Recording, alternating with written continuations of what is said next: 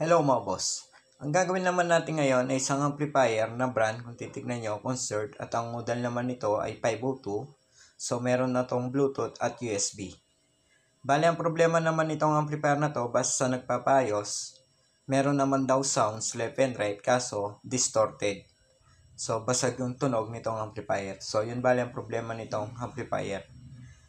So ito try natin mga boss para makita nyo talaga ang problema nito. So isi-set up ko lang, lagyan ko lang ng speaker.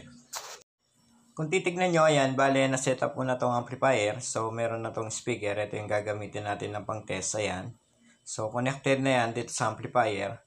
Bale nakalagay itong ating speaker dito sa right channel. Ayan. So isa lang kasi yung available natin na pang test dito na speaker. Kaya isa-isa na muna natin iti-test tong output nitong amplifier. Sa ngayon nakalagay itong ating speaker dito sa right channel. Ayan, so right channel na muna yung try natin. Mamaya lilipat na lang natin yan dito sa left channel. So kung titignan nyo pala mga boss, bale meron na rin yung jack. Ayan, naglagay na rin tayo ng jack. So naka-input tayo sa CD. So ito yung gagamitin naman natin ng pang signal. Ayan. Ngayon mga boss, power on na natin tong amplifier. Ayan. So after natin ma-power on tong amplifier, hanap lang akong music. So yung hindi tayo ma-copyright.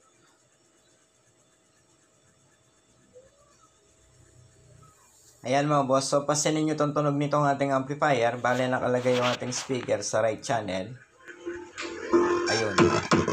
So kung naririnig nyo mga boss, ayan, basag yung tunog nitong ating speaker.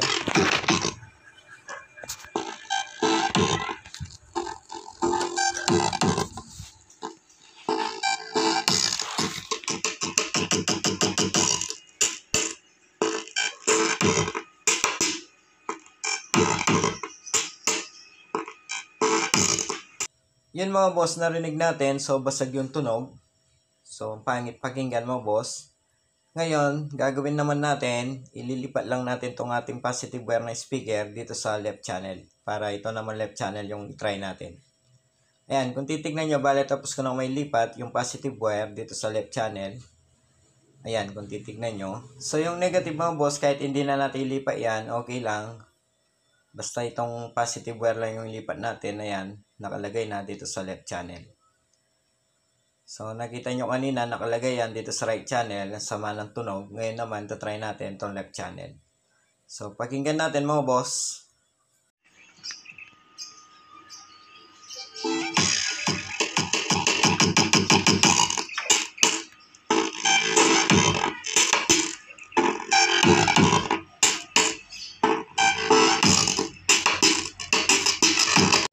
Yan mga boss, narinig nyo. So magkabilaan, basag yung kanyang tunog nitong amplifier.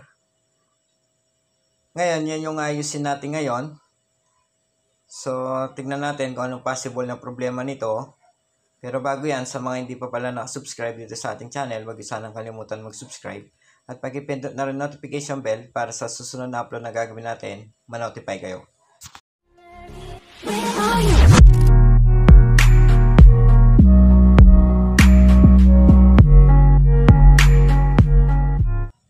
Ngayon mga boss, kung titignan nyo, bale nabuksan ko na tong amplifier. Ayan, papansinin nyo, ayan yung kanyang loob. So, anong gagawin natin dito, alamin na muna natin kung saan ba yung problema. So, sa ganitong problema kasi mga boss, pwedeng dito sa main amplifier ang problema. So, pwede rin dito sa tone control. So, sa mga hindi pa nakakaalam, bale ito yung tinatawag na main amplifier, kasama na dyan yung power supply, tapos ito naman yung kanyang tone control board. Ngayon mga boss, suhuliin natin kung saan ba talaga ang problema nito. So gagawin lang natin, maglalagay lang tayo ng speaker. Ayan, kung titignan nyo, bale connected yung ating speaker sa right channel. So nakakonect yung ating speaker. Ayan. So ganito lang yung technique dyan para mahuli natin kung saan ba talaga ang problema. Ngayon mga boss, ang gagawin lang natin para mahuli natin yung problema nito kung saan ba talaga. So ganito lang. Ayan, kung titignan nyo tong main amplifier na board. So meron dalawang socket connected. Ayan, kulay puti. So dalawa yan. So isa dyan mga boss, yun ang input nitong amplifier. So yung isang socket naman, kung titignan nyo yung nasa likod. Bale, supply naman yan ng control board. Ayan. So, yung socket na yan yung nagbibigay supply dito sa kanyang tong control board. Bali, itong isa mo, boss, ito yung input nitong amplifier. So, yung socket wire na yan, na hawak natin, bali, bubunutin lang natin yan. So, bunutin ko lang mga boss. Ayan.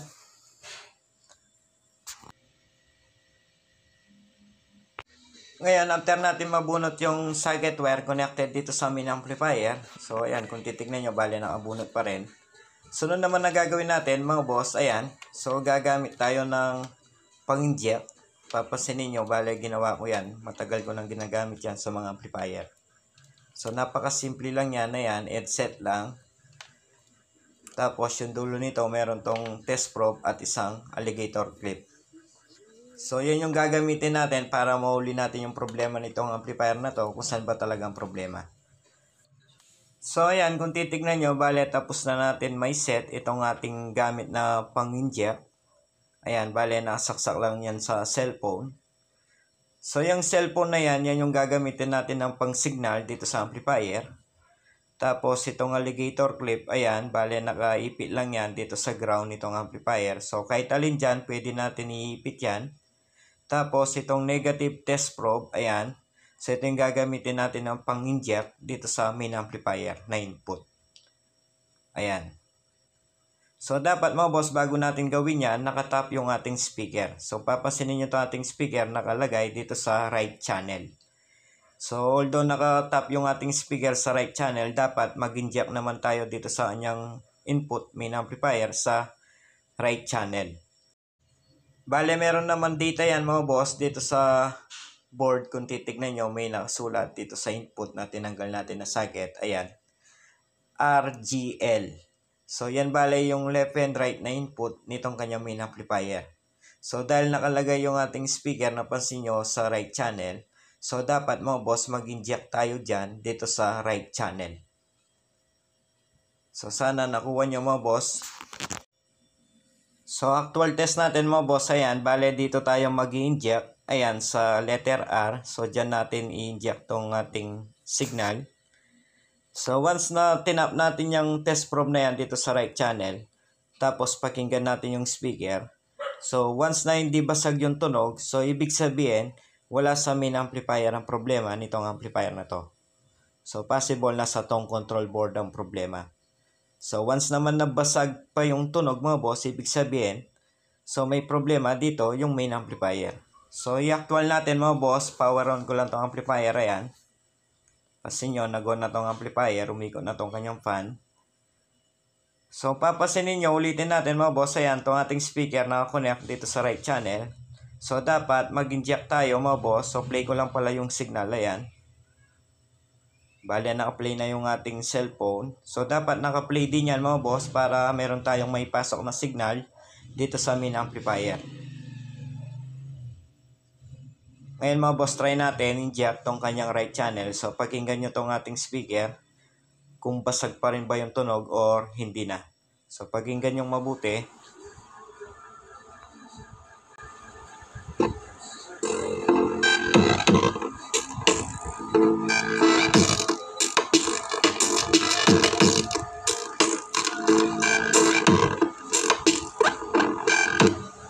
Yun mga boss, kung napansin nyo, nung nag-inject tayo dito sa input nitong main amplifier, dyan sa right channel, ayan, bale, dyan tayo nag-inject sa letter R, kasi nakalagay yung ating speaker sa right channel, kaya dyan tayo nag-inject.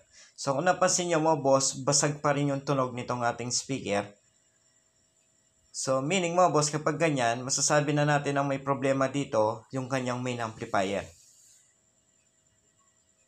So, masasabi na natin main amplifier ang problema nitong amplifier na to mga boss, kasi labas na bale dito yung kanyang tong control board. Kasi nga, tinanggal natin yung socket wire papuntang main amplifier. Ngayon, try naman natin itong kabilang channel. So, ilipat natin yung speaker wire. Bale, ilagay natin dito sa left channel. Ayan. Para malaman din natin mga boss itong left channel kung nandito rin ba sa mainboard ang problema. Ayan mga boss, napansin nyo, bale nilipat ko lang yung positive wire dito sa left channel. Ngayon, after natin may lipat yan sa left channel, bali ulitin lang natin, mag-inject naman tayo ngayon dito sa left channel, sa letter L. So, pakinggan din natin mga boss.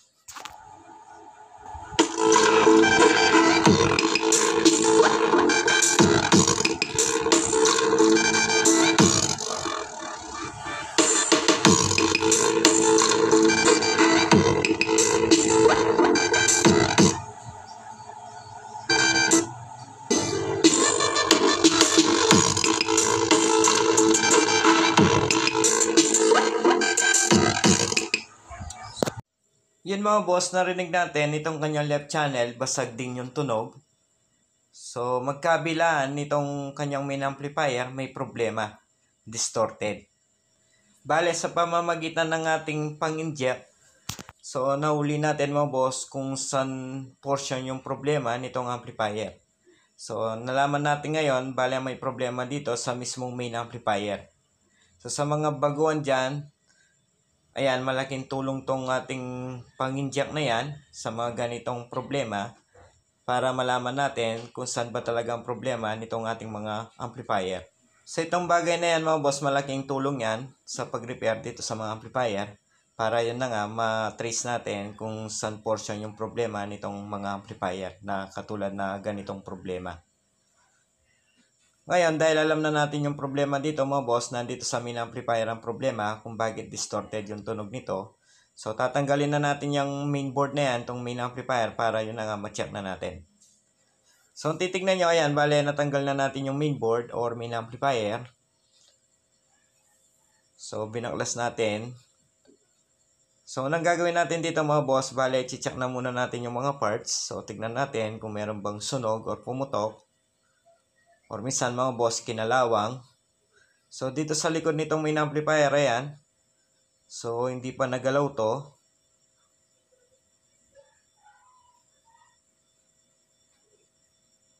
So, wala naman tayong nakikitang pumutok na parts or sunog, ayan. So, dito pala sa mga power transistor, bale ang ginamit dito ay A1941 at C5198, ayan.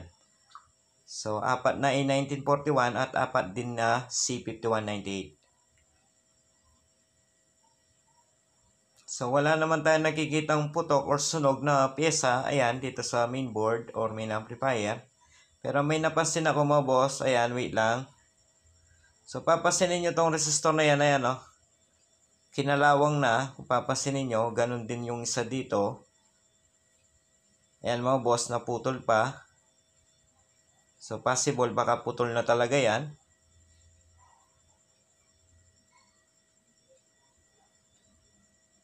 So, gagawin natin ngayon, dahil ginalawang yung mga resistor na yan.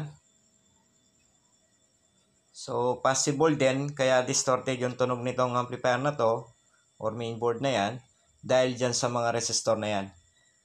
So, gagawin natin mga boss, bale, papalitan na muna natin yan, kasi yun na nga, kinalawang na. Baka yan lang ang nagiging problema kung bakit distorted tong kanyang main amplifier. So, dito sa kabila mo, boss, kung papasinin naman natin, wala naman tayong nakikitang kinalawang. Ayan.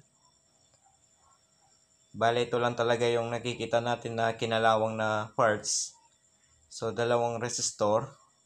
Dito sa loob naman, wala din. Ayan. Kung papasinin nyo mga boss, ayan, bale, tinanggal ko na rin yung pinaka heatsink nitong amplifier, main amplifier. Para yun na nga, ma-check din natin yung mga ibang parts dito sa loob, ayan. So, wala naman. So, yun lang talaga yung kinalawang na pyesa, yung dalawang resistor. So, tinanggal na rin natin ito mga boss para yun na nga, malinis na rin natin. So, dahil wala naman tayong ibang nakita pang kinalawang na pyesa, bukod dun sa dalawang resistor, bale, gagawin natin ngayon. So, yung dalawang resistor na nakita natin na kinalawang, papalitan na muna natin yan. Ngayon, after natin mapalitan, saka natin itry ulit tong amplifier. So, tignan natin, baka yan lang talaga yung nagiging problema. Yan dalawang resistor na yan. So, ayan, bale, ito yung lalagay natin na resistor na ipapalit. So, isang 33K at isang 680 ohms. So, sa mga beginners dyan, bale ang kulay nitong 33K, orange, orange, orange, gold. Tapos, itong 680, blue, gray, brown. So, yan bale ang color coding nitong dalawang resistor na yan. 33K at 680 ohms. So, ilagay ko lang mga boss.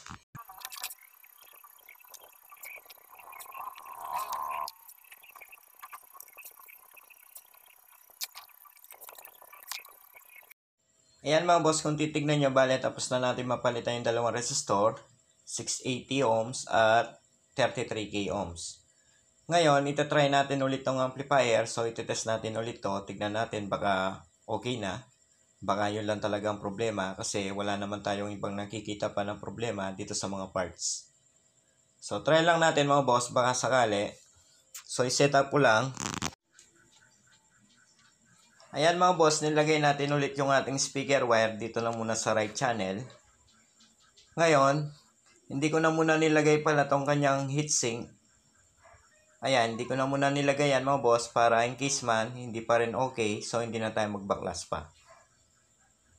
Papasinin nyo itong mga socket wire. Ayan, bale na ilagay na rin natin.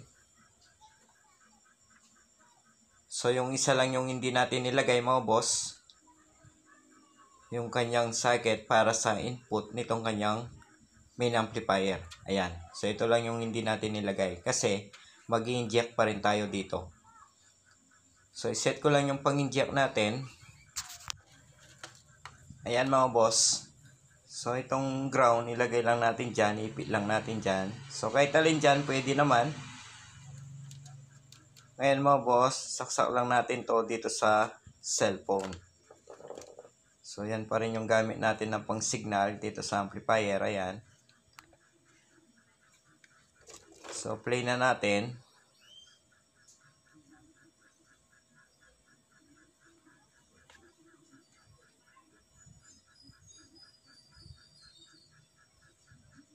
Ayan mga boss. So, play na natin.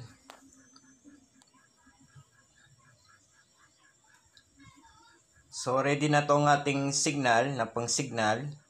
Ngayon, tong pang-inject naman natin, ayan. Bale, nasaksak na rin tong amplifier. So, power on na lang natin. Ayan mga boss. So, nag-power on na tong amplifier. Umilaw na tong indicator. Ngayon, dahil nakalagay yung ating speaker sa right channel, so, ganun pa rin. Bale, mag-inject tayo dito sa right channel, dito sa kanyang main amplifier. So, pasinin natin yung tunog mga boss.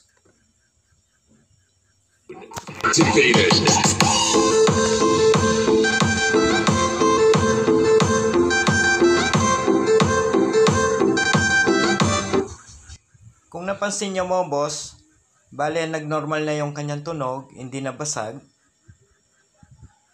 So, ulitin natin para mas marinig nyo. Ayan.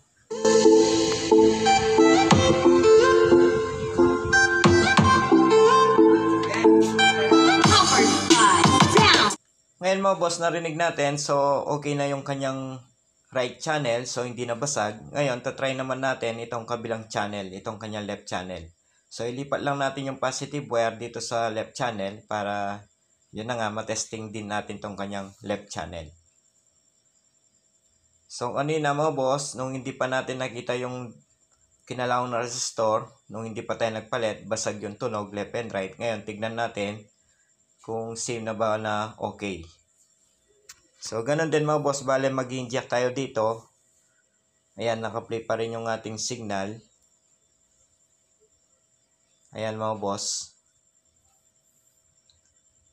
So, dahil nakalagay yung ating speaker sa left channel, bale mag-inject tayo ngayon dito sa kanyang main amplifier na input, dito sa left channel din. So, pakinggan natin, ayan. So, pakinggan naman natin ngayon mga boss itong kanyang left channel. Ayan.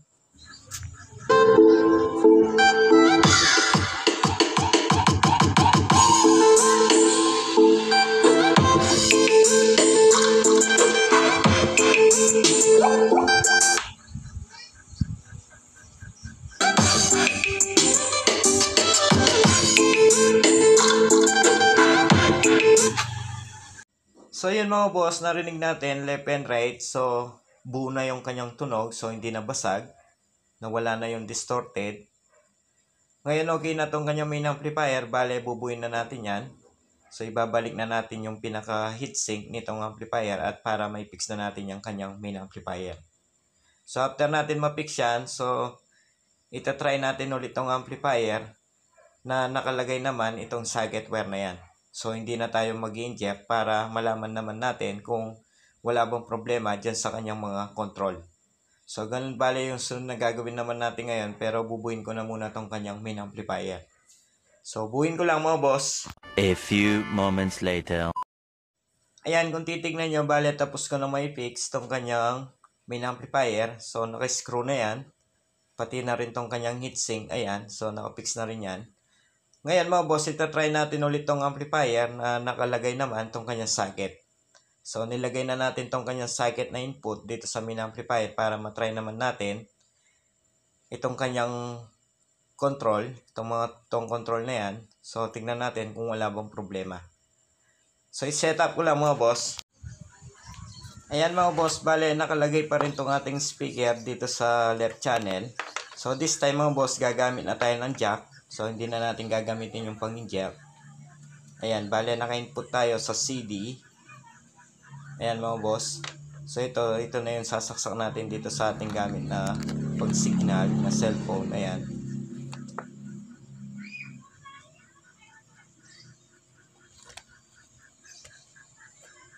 Ngayon mga boss, play na natin. Ayan, bale naka-play na yung ating signal. So naka-input tayo sa CD. Papansinin nyo, nakalagay na rin yung socket wire na yan dito sa mainboard. So yung speaker naman mga boss, ayan, dito naman sa left channel. Sa left channel nakalagay yung ating speaker ngayon. Power on. Ayan.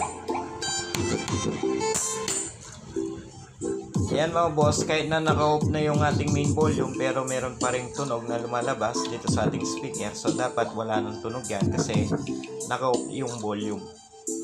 So kapag ganyan, ibig sabihin mga boss, meron din problema tong kanyang mga control, pati na rin tong kanyang bass. Ayan. Kahit na naka-off na tong kanyang bass, meron pa rin bass na lumalabas dito sa ating speaker. So meron na rin problema tong kanyang mga control.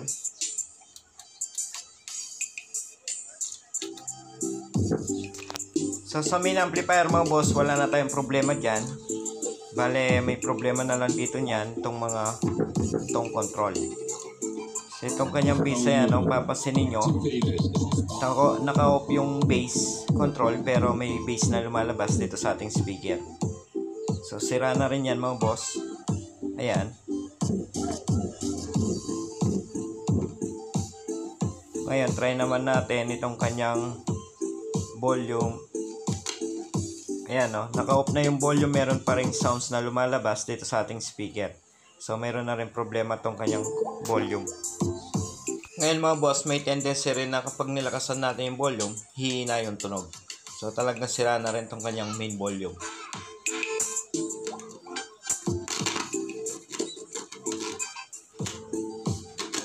Ayan mga boss, bale i-off ko na, baka masira pa yung ating speaker na pang-testing. So gagawin natin ngayon, dahil may problema tong kanyang mga control, bale papalitan na lang natin lahat yan para sigurado na lang. So hindi naman din mahal yung mga control na yan, mura lang, kayang-kaya ng customer.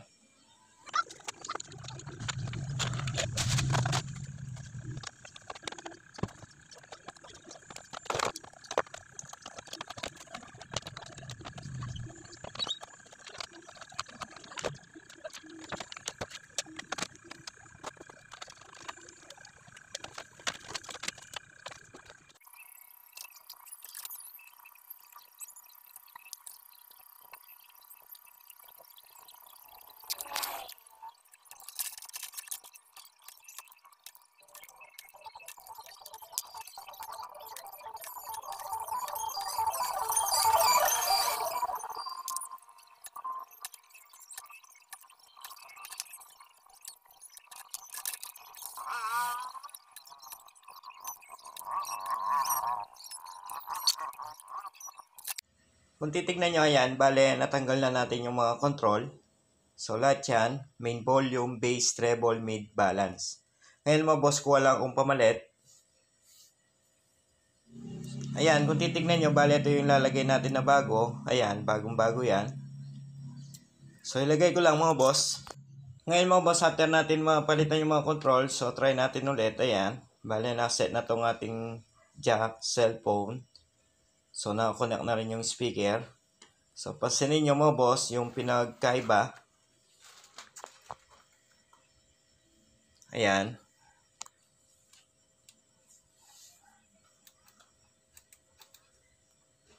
So, i-off na muna natin yung bass, mid, treble. Yung balance, center lang. So, pakinggan nyo.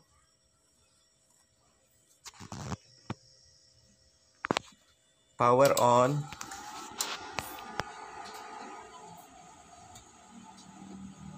Kung papasinin nyo mga boss, naka-play yung cellphone. So, nakakonect yung speaker pero wala tayong naririnig na tunog. Ngayon, buksan natin yung volume. So, pakinggan nyo mga boss. Ayun.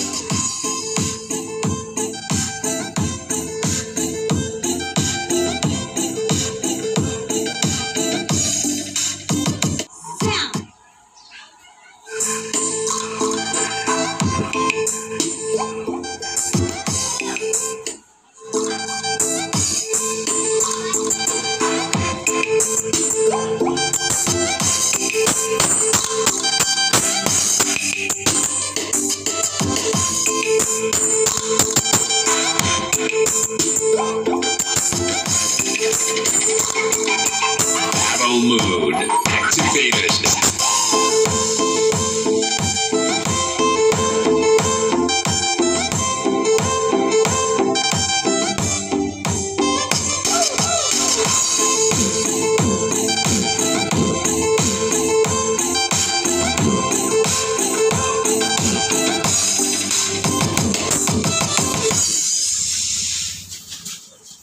Yun mga boss, so hindi na natin itatry pa yung kabilang channel. Panigurado, okay na rin naman yan kasi bago naman yung nilagay natin ng mga potentiometer control. So, bale, nakita natin ang problema dito sa amplifier na to mga boss. Ayan, itong mga control, bale, pinalitan na natin. Tapos, yung dalawang resistor na nakita natin na kinalawang. So, ito talaga yung naging problema dito sa kanyang main amplifier. Kaya basag yung kanyang tunog, distorted. Dahil dyan sa dalawang resistor na yan. So, dahil okay na to mga boss, bale, sasara na lang natin to. So, hanggang dito na lang tong ating video. Sana sa mga baguhan dyan, kahit papano, nagkaroon kayo ng idea sa mga ganitong issue sa mga amplifier. So, kung meron man kayo natutunan mga boss, huwag yun naman sanang kalimutan mag-subscribe dito sa ating channel. Sa mga bago naman dito sa ating channel, huwag yun rin sanang kalimutan mag-subscribe at pag-ipindot na rin notification bell para sa susunod na upload na gagawin natin, ma-notify kayo. Hanggang dito na lang mga boss. Maraming salamat.